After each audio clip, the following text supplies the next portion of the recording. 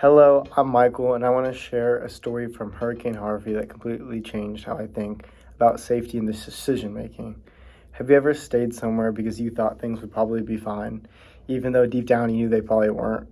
Well, that's exactly what my family did during Hurricane Harvey, and it almost trapped us.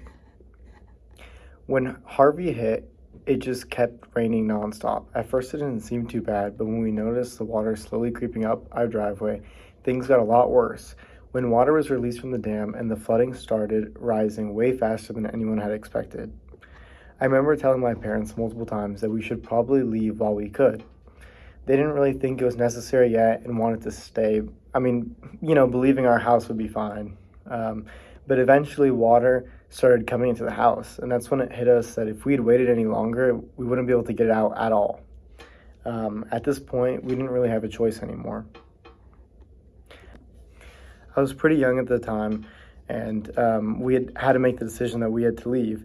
And when we had left, the water was basically past my shoulders because I was really young, and we had to swim from our house all the way to the entrance of the neighborhood. And the water was just disgusting and contaminated with so much nastiness and just terrible things. But one of the things that I remember really vividly was ants float. Basically, while I'm maneuvering my way through the nasty water, like these ants are just biting me nonstop, repeatedly, and I just kept getting bit. These bites were really bad, and like the water also caused like infections, and I like lost nails and stuff, like my fingernails and like a lot of things from it.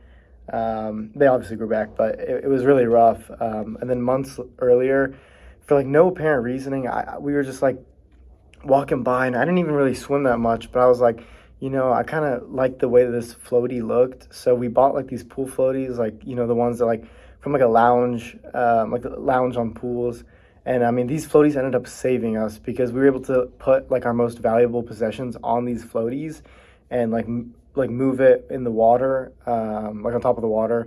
And also, in addition, my sister had to carry my dog the entire time while he's obviously scratching, and that was a lot. But we were able to get the valuables out, and but not long after, like a literal hero came and saved us.